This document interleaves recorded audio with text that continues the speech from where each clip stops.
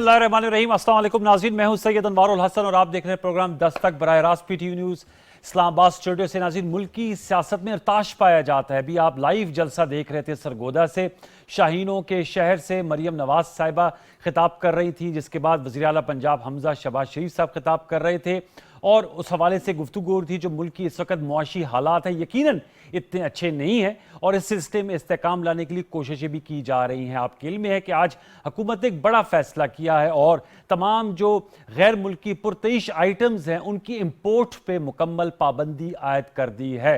इसका फैसला आज किया गया वज़ीर आज़म मोहम्मद शहबाज शरीफ साहब की जानिब से और इसकी बेसिस ये है कि जो मुल्क में इस वक्त डॉलर का रेट है वो 200 तक जान पहुंचा है, डबल सेंचुरी कर ली है डॉलर ने। एक तो इस स्लाइड को रोकना है और दूसरा सबसे बड़ा इसका जो इम्पैक्ट आएगा वो हमारे ज़रे मुबादला पर आएगा, उसकी एक तो बचत होगी और इसका जो इम्पैक्ट बता रही थी मरियम औरंगज़ेब साहिबा, federal minister for information broadcasting की, जब इस पे ये जो बैन लगाया गया है एक तरह से आप इसको कह सकते हैं इकोनॉमिक इमरजेंसी की सूरत में 6 अरब डॉलर का इसका पॉजिटिव इम्पैक्ट आएगा। इस हवाले से ज़रूर हम गुफ्तगू करेंगे क्योंकि कल भी जब हम प्रोग्राम कर रहे थे तो हमने आपके साथ शेयर किया था कि IMF और हुकूमत के मुज़ाकरात का अमल भी जारी है। इसके साथ साथ जो सियासत का मैदान है उस हवाले से भी, चूँकि पंजाब का महाज भी गर्म है और उस हवाले से कल इलेक्शन कमीशन ऑफ पाकिस्तान ने मुनर्रफ अरकान का फैसला भी करना है, उस हवाले से भी गुफ्तगू होगी। फिर सुप्रीम कोर्ट ऑफ पाकिस्तान में आज बहुत अहम समाअत हुई, सो मोटो नोटिस लिया गया था चीफ जस्टिस जनाब जस्टिस उमर अता बंदियाल साहब की जानिब से और उसमें जो नोटिस था वो हुकूमती शख्सियात की जानिब से तहकीकात में मुबैना मदाखलत पर यह नोटिस लिया गया था। आज उसकी समाअत हुई 5 रुकनी बेंच ने और सुप्रीम कोर्ट ने जो हुक्म जारी किया उसके मुताबिक जो तमाम तकर्रर और तबादले हैं मुख्तलिफ जगहों पर बिलखसूस अकाउंटेबिलिटी के इदारों में उनको रोक दिया गया है और साथ में ये भी कहा गया है जो हुक्म आया है सुप्रीम कोर्ट ऑफ पाकिस्तान की जानिब से कि नैब और FI ता हुक्म सानी किसी भी मुकदमे से अदालती फोरम से वो वापस नहीं लेंगी। इस हवाले से भी गुफ्तगू करेंगे। चूँकि वक्त हमारा कम है और मुकाबला सख्त है तो हम अपने मोअज़्ज़ज़ मेहमानों का तारुफ करा देते हैं। हमें बहुत खुशी है कि स्टूडियो में हमें ज्वाइन कर रहे हैं चौधरी जाफर इकबाल साहब, मुशर्रफ नवाज से आपका ताल्लुक है, फॉर्मर फेडरल मिनिस्टर रह चुके हैं पोर्ट्स एंड शिपिंग, आपका बहुत शुक्रिया चौधरी साहब। लाहौर से हमें ज्वाइन कर रहे हैं सैयद यावर बुखारी साहब, आप साबिक सूबाई वजीर हैं पंजाब के और MPA हैं पंजाब असम्बली से। यावर बुखारी साहब लाहौर स्टूडियो से हमें ज्वाइन करें, आपका बहुत शुक्रिया। और अमीन हशवानी साहब बड़े मारूफ बिजनेसमैन हैं और इकोनॉमिक एक्सपर्ट, आप कह सकते हैं एंटरप्रेन्योर हैं, स्काइप पर हमें ज्वाइन करें अमीन हशवानी साहब। तीनों मौजूद मेहमानों को फॉर्म में वेलकम। मैं गुफ्तगू का आगाज अमीन हशवानी साहब से कर लेते हैं। अमीन हशवानी साहब, ये जो इम्पोर्ट पे बैन है, मैं चाहूंगा जरा इस हवाले से बताइएगा, क्या इसका एक अच्छा इम्पैक्ट आएगा और इससे जो हम कह रहे हैं कि इकोनॉमी को स्टेबलाइज होने में मदद मिलेगी, आपकी नजर में स्टेप से मिलेगी? अमीन हशवानी साहब। शॉर्ट टर्म में I do not think so. आपको मेरी आवाज आ रही है? जी, loud and clear sir. Very good. अच्छा, नहीं, शॉर्ट टर्म में I don't think so immediate इसका नहीं आएगा क्योंकि इसका एक टाइम लैग होता है। आज जो भी आप मेजर्स लेते हैं उसको एटलीस्ट 3 से 6 महीना लगता है उसका इफेक्ट आने में। असर जरूर आएगा लेकिन इतना नहीं आएगा कि आप समझे कि हल हो जाएगा। एक थोड़ा सा जो मसला है वो कम होगा एंड अबव ऑल सिंबॉलिकली एक मैसेज जाएगा कि government is serious about it. But I think the bigger problem here is कि एक ग्लोबल चैलेंज आई हुई है जहां energy prices are unprecedentedly high, food shortages आ रही है, इस साल आई है, बाय नेक्स्ट ईयर और भी ये वर्स होगी। अच्छा। एंड कहा जाता है कि ये तकरीबन 100 साल में वर्ल्ड वॉर 1 के बाद इतनी सीवियर फूड क्राइसिस जो आ रही है ये नहीं देखी गई है। फूड में न सिर्फ शॉर्टेज ऑफ वेदर कंडीशन है, वॉर सिचुएशन है because of Russia and Ukraine situation है, फर्टिलाइजर जो बनता है उसकी भी शॉर्टेजेस आ रही है और इसकी वजह से ग्लोबल यील्ड्स कम होगी और जहां सरप्लस है वहां बिकॉज ऑफ वॉर नहीं आ सकेगा। तो वो कहते हैं ना परफेक्ट स्टॉर्म है। तो we have to look at this कि ये एक इमरजेंसी सिचुएशन है। वर्ल्ड बैंक कहते हैं 67 कंट्रीज इफेक्ट होगी, स्पेशली ज्यादा Pakistan is one of them, जहाँ हाई पॉपुलेशन है, इंपोर्ट डिपेंडेंसी है, एनर्जी की है, फूड की है, हाई इंटरेस्ट रेट जा रहे हैं, डॉलर आज स्ट्रांग है, रुपी करेंसी डिवैल्यूएशन हो रही है। तो ये बहुत सारी और ये सब एक्सटर्नल चैलेंजेस आ रही है। ठीक है। तो इसमें आप जो government Pakistan unfortunately last 30-40 years में जो हमारे रिफॉर्म्स आने थे वो नहीं आए हैं, कुछ आए हैं कुछ नहीं आए हैं, लेकिन हम उस पोजीशन में नहीं है कि ये झटके को आप आसानी से आप इसको सह सके। इसके लिए मैंने लास्ट टाइम भी कहा था, खुदा की वास्ते आप पॉलिटिक्स और इकोनॉमिक्स को आप अलग करें। अभी भी मैं देख रहा हूँ सब पॉलिटिकल पार्टीज अपनी दुकान चमका रहे हैं। एक सेंस ऑफ इमरजेंसी नहीं है, कलेक्टिव नहीं करेंगे, ये प्रॉब्लम और भी वर्स होते इस पे रुकिएगा। आपने कहा पॉलिटिक्स और इकोनॉमी को अलहदा करना होगा, अगर नहीं रुकेंगे तो फिर पॉलिटिक्स पे इकोनॉमी वो स्टेबिलिटी नहीं आ सकती। चौधरी साहब, ये ज़ाहिर बात है आप लोगों की हुकूमत है, और अब यावर बुखारी साहब जो हैं वो इस वक्त एक कंफर्टेबल पोजीशन में 3 साल 8 माह की हुकूमत के बाद, अब वो अगर डॉलर 200 का हो गया है, स्टॉक मार्केट उठ नहीं रही, पेट्रोलियम मसनूआत की सब्सिडी एक इशू बना हुआ है, तो वो तमाम चीज़ें जो हैं वो ज़ाहिर बात है आपकी 4-5 हफ्ते की हुकूमत है, लेकिन नजरें अब आप पर मरकूज हैं। और कल खान साहब भी गुजरांवाला में भी कह रहे थे। देखिए, नजरें उसी पे मस्कूर होती हैं जिस पे तवक्को होती है कुछ कर पाएगा, कुछ करें ना, फिर जो कर रहे हैं ना। यावर बुखारी साहब तब भी कंफर्टेबल थे और उनका कप्तान भी कंफर्टेबल था जब सब तबाही मचा रहे थे, और ये इन हालात तक पहुंचाने में 3.5 साल लगाए हैं। और अगर आप पीछे देखें तो डॉलर की कीमत लगाएं, बाकी चीज़ें लगाएं, पॉलिटिकल कल्चर लगाएं। कथा कलामी के लिए माजरत, खान साहब तो कहते हैं सब कुछ ठीक हो रहा था, साजिश कर दी आप लोगों ने अमेरिका के साथ मिलकर। देखें, वो 5-6 साजिशें हैं, पता नहीं वो कौन सी साजिश की बात करें। आखिरी साजिश उन्होंने अपने कत्ल की बताई। अब इसमें अगर वो वजीर आजम हो तो फिर कत्ल नहीं होंगे, वजीर आजम नहीं होंगे अल्लाह तो करे कत्ल कोई हो भी जाएंगे। अल्लाह उन्हें सेहत जिंदगी दे, हम तो दुआ गो हैं। मरियम बीबी ने भी उनके लिए दुआ कराई। इस हालत तक पहुंचाया, वो 3 हफ्ते में दुरुस्त होने वाली नहीं, लेकिन हमें बखूबी इल्म हालात का भी था। हम इनकी तरह ये नहीं कहेंगे कि हमें पता नहीं था, हमें अपनी कैपेबिलिटी और कैपेसिटी का भी पता है, और हम इंशाल्लाह करेंगे और हम कर रहे हैं। We are on it. और ये जो इंपोर्ट पे बैन लगाया, आप समझते this is a step in the right direction? Short term उनका, अभी हाशवानी साहब कह रहे शॉर्ट टर्म नहीं आएगा इसका इंपैक्ट। बिल्कुल, हाशवानी साहब ने जो कहा मैं 100% एग्री करता हूं उनकी ये बात कि इससे इम्पैक्ट आएगा। एक सिंबॉलिक भी है, जब आप चीजें शुरू करते हैं ना तो पहले दिन सारा नहीं होता, आहिस्ता आहिस्ता बेहतर होती है। ये फर्स्ट स्टेप है। इसके बाद अगर और बहुत सारी चीजों पे और इस हद तक भी जाना पड़े कि आप सिवाय जरूरत की जो एसेंशियल लिस्ट है वो आप मंगा सकते हैं, बाकी आप पाबंदी लगा दें, ये करना पड़े तो भी करना चाहिए। आपको कोई हरज नहीं। हल्के की सियासत करते हैं। आज मरियम नवाज साहब ने दोबारा कहा है कि ये जो इमरान खान साहब की हुकूमत का मलबा है वो हमें नहीं उठाने की जरूरत, हमें इलेक्शन में जाना चाहिए। नून लीग के लिए सब हवाले से फैसला कर लिए हतमी तौर पे जी, इलेक्शन में जाना है ना, साल एक बाकी है। इलेक्शन साल तो कोई पीरियड नहीं होता ना मुल्क को कौम की। कॉल देने वाले हैं खान साहब मुल्तान जी, खान साहब तो बहुत सारी कॉलें देने वाले हैं, देते रहे। हुकूमत में थे तब भी कॉलें देते रहे, यहाँ कॉल का इंतजार करते रहे, यहाँ कॉलें देते रहे। अच्छा, कॉल के नजरिए आपने जुबानी दोनों चीजें करते हैं।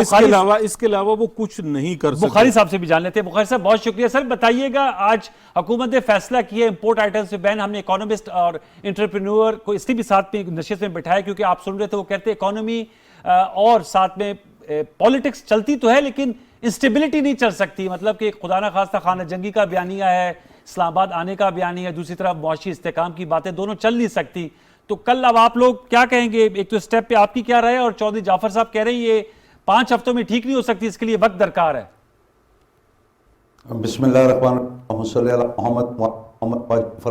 मैं इनसे टोटली एग्री कर।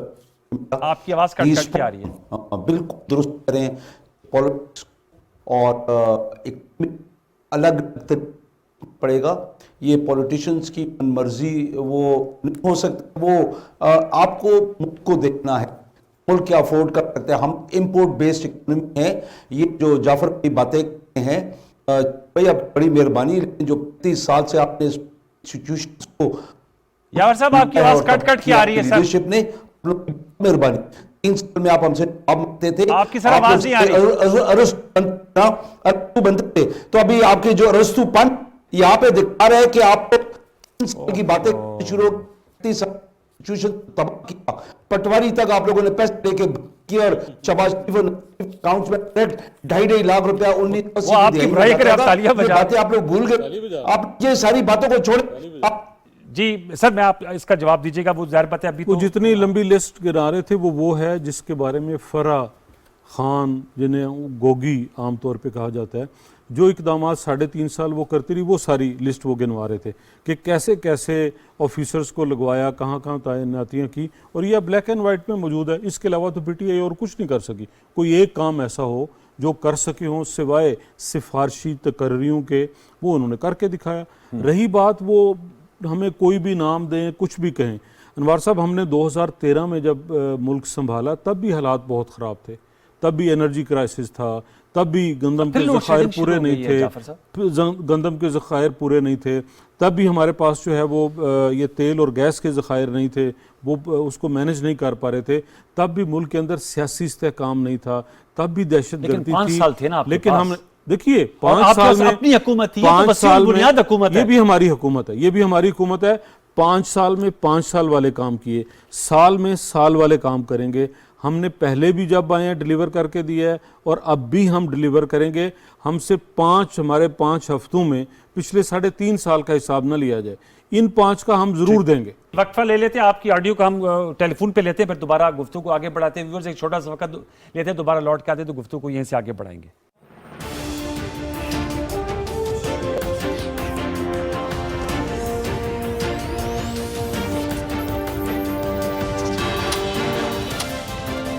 वेलकम बैक व्यूअर्स, हम गुफ्तगू कर रहे हैं यावर बुखारी साहब, चौधरी जाफर इकबाल साहब से और अमीन हशवानी साहब। मुल्की सियासत, मुल्की इक्तिसादियात पर ब्रेक पर जाने से कबल यावर साहब अपना नुक्ता पेश करते हैं। जी यावर बुखारी साहब, सर प्लीज बात कीजिएगा, अपनी मुकम्मल कीजिएगा बात।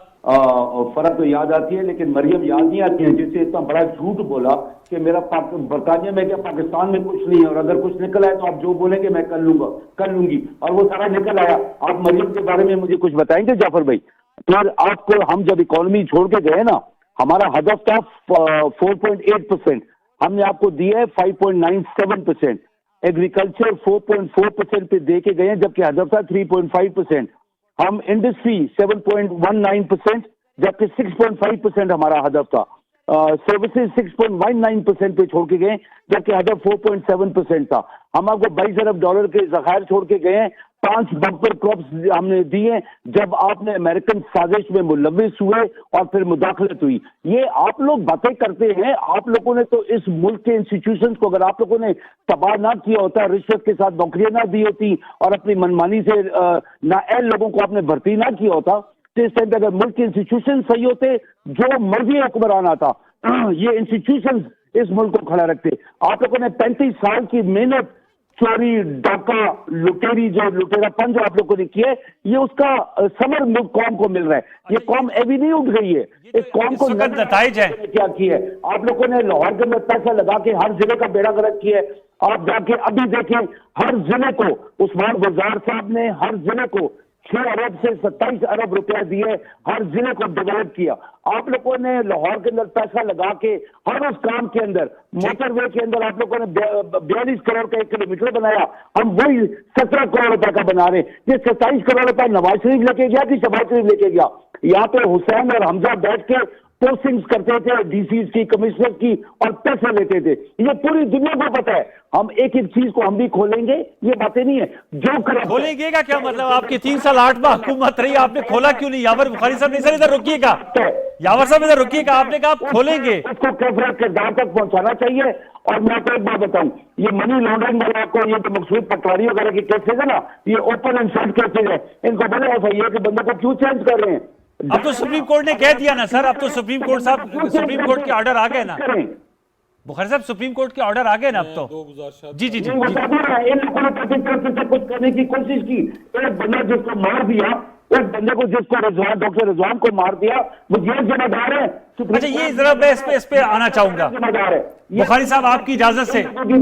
थी चौधरी साहब, बुखारी साहब आपकी इजाजत। सर ये डॉक्टर रिजवान साहब की बात अभी ये भी कर रहे हैं, इमरान खान साहब भी करते हैं, इसका क्या जवाब क्या है? इसका क्या उनकी फैमिली इस चीज को क्लेम करती है? और दूसरा उन्होंने काफी संगीन इल्जामात आयद किए हैं। पहले तो अभी आज दूसरा मेन जलसा हुआ है सरगोदा में जी, और आप जरा मेरे भाई की आवाज देखिए, लहजा देखिए। यावर बुखारी साहब, मेरी आवाज इंटरफेरेंस, यावर बुखारी साहब, अल्लाह आपका भला करे, आपको अल्लाह हौसला दे कि 3.5 साल की वजारत के और हुकूमत के बाद आप अवाम में गए हैं, और जो आपकी हालत अवाम बना रही है उसमें आपका यही लबो लहजा होना चाहिए। अच्छा, अगर रही बात, अब सुन लीजिए ना, गुजारिशात मेरी सुन लीजिए, बुखारी साहब सुन लीजिए ना। 3.5 साल हुकूमत आपने की, तो आप मरियम बीबी की, मेरी, हमजा साहब की, वो सारी चीजें ले आते सामने।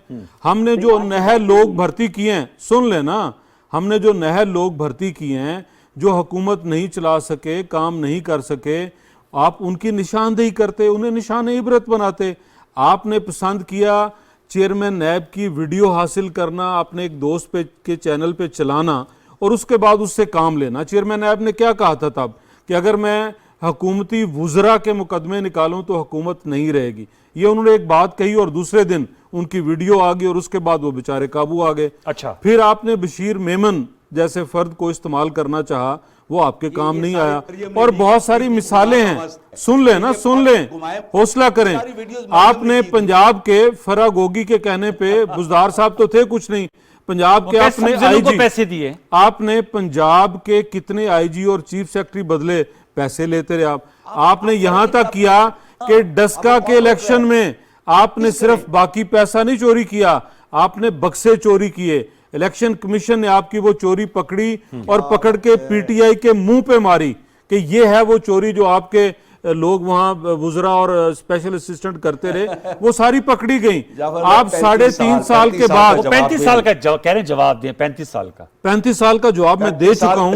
देखिए मैं देता हूं, सुन लें, सुन लें, सुन लें, बुखारी साहब सुन लें, हौसला करें, बुखारी साहब सुन लें। अगर आप दोनों की इजाजत, अभी हशवानी साहब को भी शामिल कर लेते जी करें। हशवानी साहब, सर ये तो सियासत तो चलेगी, जाहिर बात है, आपको पता है आजकल सियासत गर्मा गर्म है। वैसे तो मौसम आज थोड़ा बेहतर हुआ था, मौसम भी गर्म है, सियासत उस लिहाज से गर्म है।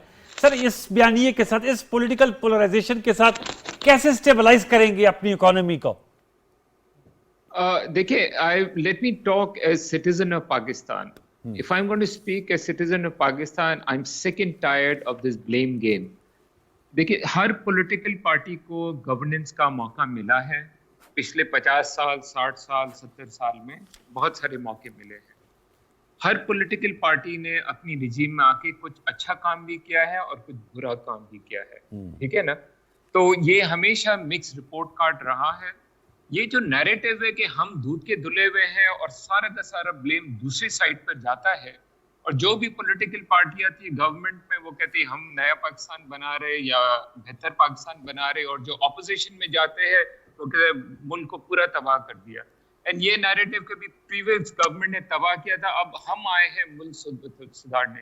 ये एक ब्रोकन रिकॉर्ड की तरह अगेन एंड अगेन जाता है। जो भी, मैं एक तो टीवी आजकल मैं बहुत ही कम देखता हूँ क्योंकि इतनी ब्लेम गेम चल रही है। कुछ एक एक ऑब्जेक्टिव आपको व्यू लेना पड़ेगा क्योंकि एक क्राइसिस है, ठीक है? आप लोगों को, पॉलिटिशियन को अपनी दुकानें चमकानी है, आप करें, ये आपका बिजनेस है, लेकिन फॉर गॉड सेक आज एक बहुत क्राइसिस है, इकोनॉमिक क्राइसिस है। मे बी इसका अभी तक फुल अहाता नहीं शायद कर पा रहे, इसका जो रियलाइजेशन है वो अभी तक नहीं आ रहा है क्योंकि ये अभी भी ब्लेम गेम में चल रही है। सब पॉलिटिकल पार्टीज अपनी दुकान चमका रही है। ठीक है, मैं सिर्फ यही कहूंगा कि प्लीज मुल्क को आप प्रायोरिटी पे दें, अपनी पॉलिटिक्स को थोड़े टाइम के लिए, बड़ी मेहरबानी होगी आप थोड़ा सा साइड पे। अच्छा, आपने जो ये अपील की है, अब आपकी इजाजत से, जी जी प्लीज। देखिए, आम पाकिस्तानी को नहीं पता है इकोनॉमिक्स, माइक्रो इकोनॉमिक्स क्या होती है, माइक्रो इकोनॉमिक्स क्या होती है, फिस्कल पॉलिसीज क्या होती है, मॉनेटरी पॉलिसी क्या होती है। जो भी तकरीर करता है, जो पार्टी का फॉलोअर होता है, वो उसको इमोशनली इतना एंगेज कर लेते हैं कि हम ही सही है और बाकी सब उन्होंने लूटा है या उन्होंने तबाह किया है मुल्क को। For god sake we can not go down this, कि इमोशनली लोगों को चार्ज करें और एक साइड, इसमें सोसाइटी में डिवीजन और बढ़ती जा रही है, कंस्पिरेसी थियरी हो रही है, कभी क्या नई नई कहानियां। आप सच बोला करें कि भी आज क्राइसिस है और टफ डिसीजंस लेना है और ये कलेक्टिव लेना। यही तो आज टेस्ट है कि मुझे देखना है कि सारी पॉलिटिकल पार्टीज एक ही प्लेटफॉर्म पे आए, वो कहे हम अपने पॉलिटिकल प्रायोरिटीज को साइड पे रखते हैं, हम इकोनॉमिक के लिए हम ये ठीक है सर, इस पे मैं चाहूंगा सर, इस पे राय ले लूं आपकी इजाजत से। अमीन भाई, आपकी इजाजत से पहले जाफर साहब आप और फिर चौधरी साहब आप। सर, इल्जाम तराशी वो तो बहुत से फोरम्स और जलसे जुलूस आप सब लोग कर रहे हैं, उस पर तो आप ये बातें हो रही हैं। मैं चाहूंगा इस प्रोग्राम के प्लेटफॉर्म से, यावर साहब, आप समझते हैं कि इकोनॉमिक जो इकोनॉमी है इट शुड कम फर्स्ट? इस वक्त जो सियासत है वो पीछे चली गई है और जो मुल्क के मुआशी हालात है वो आगे हैं। इस पर कोई ठंडे दिमाग से बैठकर कोई सोच विचार करना चाहिए। अगर आप लोगों ने कोई अच्छे काम किए हैं या नहीं कर पाए और अब मौजूदा वसील बुनियाद जो इत्तेहादी हुकूमत है उसको कुछ सजेस्ट करें कि वो इसको कंटिन्यू करें, क्योंकि IMF के साथ नेगोशिएशंस भी हो रही हैं। ये आप लोगों का मुआहदा है जिसको अब ये दोबारा से रिकंटिन्यू करने जा रहे हैं।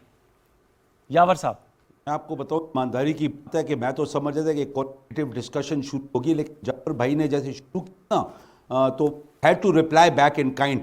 अगर वो बात सही तरीके से कर लेते, शुरू करते, मैं बिल्कुल जब वैसे ही देता। मैं अमीन से एब्सोल्युटली 100% एग्री करता हूँ। ये ब्लेम गेम भी खत्म हो चाहिए। हम देखें, इंस्टीट्यूशंस हमारे तबाह हाल हैं, बिल्कुल क्लियर कट है। जो ये बात ब्लेम करता हूँ ना, इसके अंदर PMLN को, पीपल्स पार्टी को, कि 40 साल से ये हुकूमत कर रहे थे, हमारे भी 3.5 साल हुए, इसके अंदर कुछ बहुत बड़ी इंप्रूवमेंट नहीं कर सके कि हम बंदों को निकालें। ये जो बात करते हैं जाफर भाई के निकालते, ये करते, वो करते, आप नहीं, आपको लॉज वगैरह ऐसे वो आपको अलाउ नहीं करते ये चीजें। लेकिन I tell you one thing, कि अगर हम लोग मिलके ना बैठे जैसे अमीन कह रहे हैं, और हम लोगों ने सिंसेरली हम लोगों ने काम ना किया, हम लोगों को बेसिक बुनियादी काम, छोटे छोटे स्टेप्स लेने पड़ेंगे, हमको मुल्क को सेल्फ सफिशिएंट बनाना पड़ेगा। इंपोर्ट्स को नॉन एसेंशियल आइटम्स के अलावा हम लोग फिलहाल टोटली बैन नहीं कर सकते, हम उसको रिड्यूस करें। हम लोग अपने डॉलर की मांग है मुल्क के अंदर, जिसकी वजह से डॉलर 200 क्रॉस कर गया, उस मांग को हमने, हमारे एक्सपोर्ट 29 अरब डॉलर क्रॉस कर गई है पहले 10 महीने में, और ये इंशाल्लाह तक ये 35 अरब के करीब करीब टच कर रही होंगी। देखिए, ये एक बहुत बड़ा स्टेप है, बहुत अच्छा स्टेप है। हमारी फॉरेन रेमिटेंसेज बढ़ गई हैं, हमें इन चीज़ों से फ़ायदा उठाना चाहिए। हमें फॉरेन जो रेमिटेंसेज आ रही है ओवरसीज़ पाकिस्तानीज, हमें को और इनकरेज करना है। चाइना का जो मॉडल है, वहाँ पे ओवरसीज़ चाइनीज़ ने आपसे पहले इन्वेस्ट किया।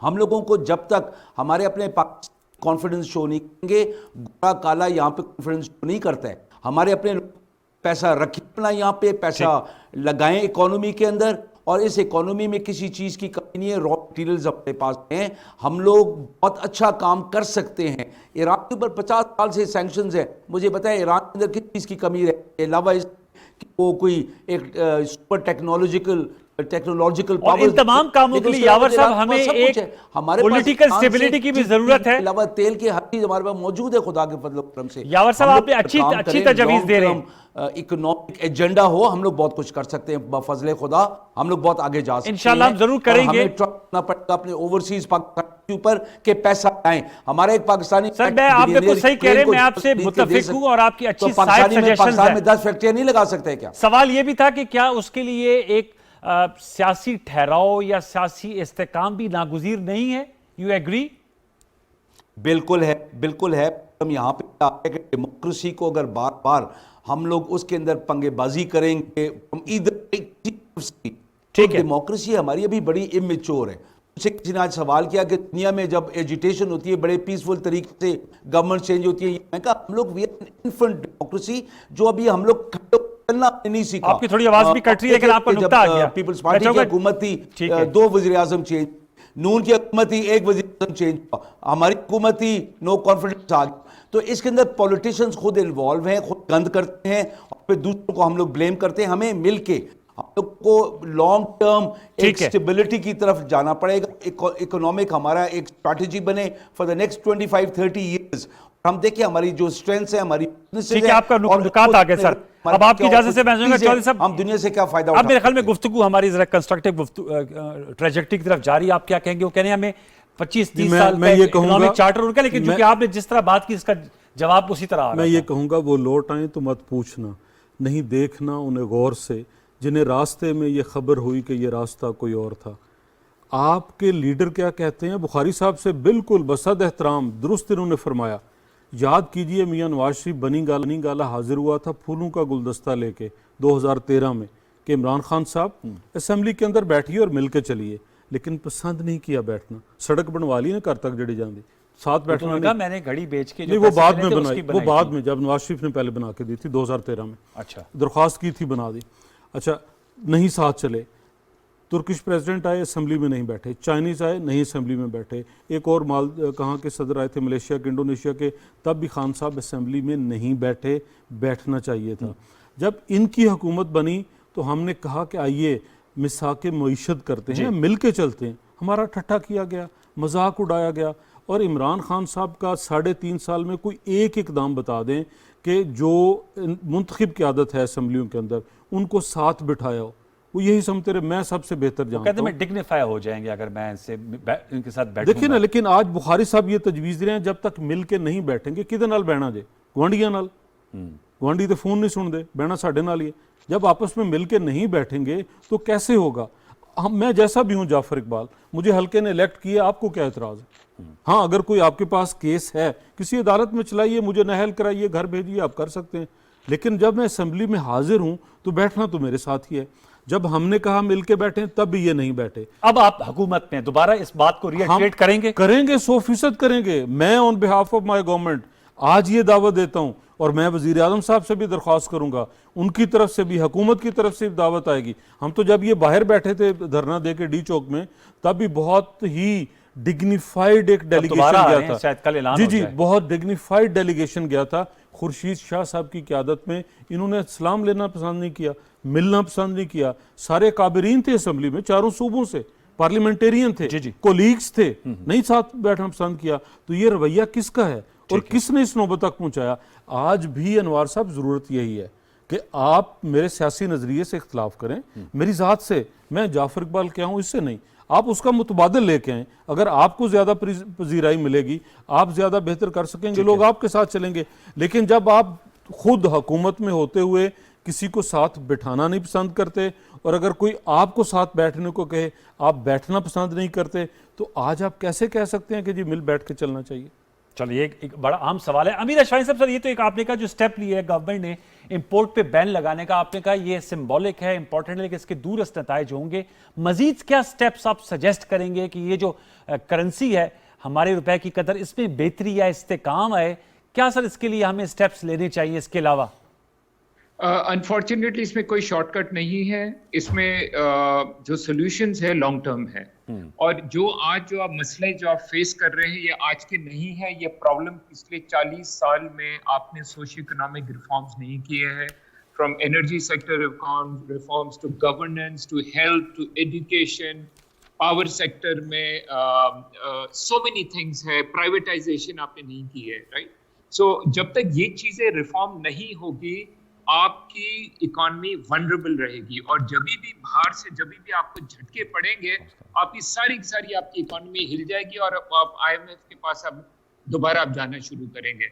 तो इसके लिए मैं यही कह रहा हूँ कि एक एजेंडा बनाएं, इकोनॉमिक चार्टर बनाएं, जो सारी की सारी पॉलिटिकल पार्टीज उस पर साइन ऑफ करें। और इसकी जरूरत इसीलिए है क्योंकि ये टफ डिसीजंस होती है। ये अगर एक पॉलिटिकल पार्टी आज गवर्नमेंट में है, ऑपोजिशन उनको सुबह शाम को डंडे मार रही है, तो वो कहेंगे यार हम अगर लेंगे तो वो तो आगे हमें बहुत ही प्रेशर डाल लेंगे। So everyone has to be on the, हम we are all Pakistanis at the, पहले हम पाकिस्तानी है, फिर हम पॉलिटिशियंस है या बिजनेसमैन है, व्हाटएवर। तो उसके लिए as Pakistanis we all have to come to one economic charter बनाए कि ये और ये कोई रॉकेट साइंस नहीं है, उसमें मुझ जैसा कोई एक्सपर्ट नहीं चाहिए, कुछ नहीं चाहिए, सबको पता है सॉल्यूशंस क्या है। उसका आप बनाए, उसका रोड मैप बनाए, all political parties should sign off as Pakistanis first.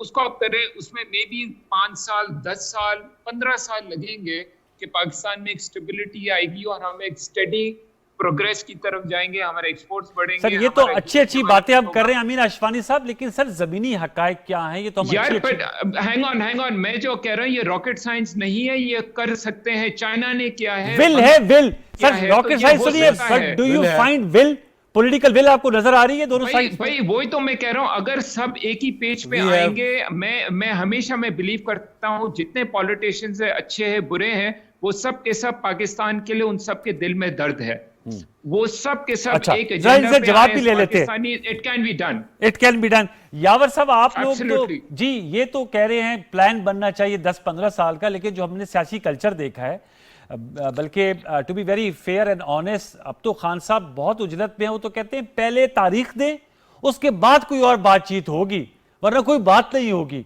तो जो अमीन हशवैनी साहब कह रहे हैं उसको कैसे उस पर अमल दरामद हो सकता है?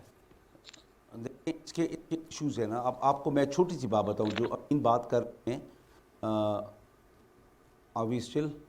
हेलो जी सर, आपकी आवाज में सुन रहा हूं सर, बात कीजिएगा हशवानी साहब, अपना यावर बुखारी साहब। इसके अंदर इसके अंदर मेन इशू ये है ना कि जी देखिए, हम लोग ये कहते हैं कि जिससे इस मुल्क को नुकसान के इंडिविजुअल्स के, उनको वीड आउट करना भी जरूरी है ताकि मिसाल बने। अभी मिसाल के तौर पे अगर किसी के खिलाफ करप्शन केसेस चल रहे हैं, वो केसेस उनका मंतकी अंजाम होना चाहिए, वो फैसले होने चाहिए ताकि एक डिटेरेंस।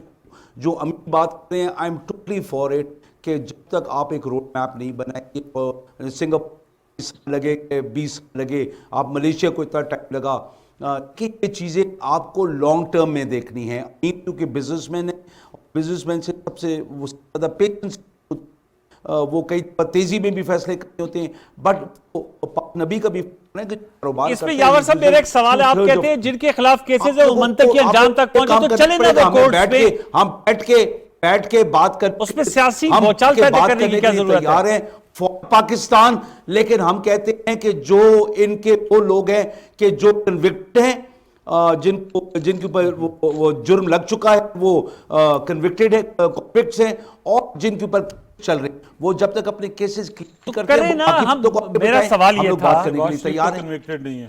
मेरा सवाल ये था यावर भाई, शहबाज शरीफ साहब कन्विक्टेड मेरा सवाल ये था कि लीडर थे, आप नहीं साथ बैठे। केस चल रहे हैं उनके ऊपर फर्द जुर्म है। इमरान खान साहब के ऊपर फॉरेन फर्द जुर्म है, दोनों है। इमरान खान साहब के ऊपर फॉरेन फंडिंग केस चल रहा है। इमरान खान यार फॉरेन फंडिंग के यार एक बच्चों वाला बच्चों वाला है, जहाँ पे 40 अरब रुपए का आपको मनी लॉन्ड्रिंग की, आपको भूल जाए 40 अरब रुपए का बादशाह, खुदा का खौफ करे भाई, ये बड़ा है, 40 अरब से बड़ा है, ये कुछ भी नहीं है। ये फॉरेन फंडिंग केस कुछ नहीं है, इसे एक डरावा है, कुछ नहीं तो चलने क्यों नहीं देते? डरावा है, और 15 साल में खत्म हो जाता, वो 5-7 साल उसे लग गए, खत्म हो जाता मंतकी इंजाम तक। भाई ये 40 अरब रुपए आप मुझे जवाब देना, आपने तो कर दी। मैं कहता हूं बिल्कुल चलाएं, बिल्कुल फॉरेन फंडिंग के, लेकिन 40 अरब का जो आप लोगों ने मनी लॉन्ड्रिंग होते शहबाज ने और शहबाज शरीफ ने और इनने जो किया उसके बारे में क्या है, वो तो फर्द पर आए तो ना था। आप डिले करते हैं, एक चला बरतानिया और दूसरा वो बीमार पड़ता।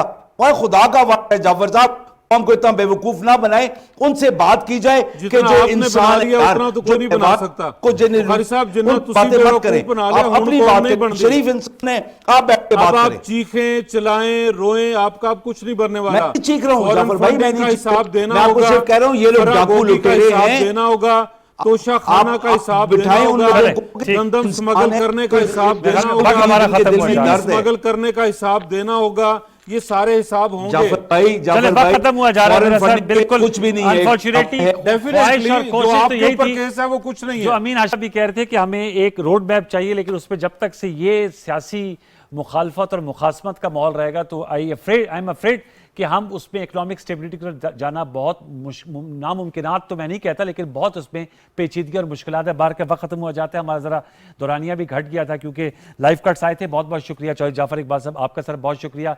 यावर बुखारी साहब आपकी आमद का शुक्रिया, और अमीन अशफानी साहब sir thank you very much for your valuable input. Viewers, ये आज हमारे इस हफ्ते का स्पेल था। कल आम दिन है, बहुत से ऐलानात हैं और बहुत से जो है वो फैसले हैं, और ये भी खबर गर्दिश कर रही है कि वज़ीर-ए-आज़म पाकिस्तान भी कौम से खिताब करेंगे। तो आने वाले दिनों में देखते हैं कि मुल्क की सियासत किन खतूत पे आगे बढ़ती है। हम प्रोग्राम दस्तक में उसका आता करते रहेंगे। अगले हफ्ते तक के लिए सैयद अनवारुल हसन और दस्तक की प्रोडक्शन टीम को इजाज़त दीजिए। अपना बहुत सा ख्याल रखिए। अल्लाह ने के बाद।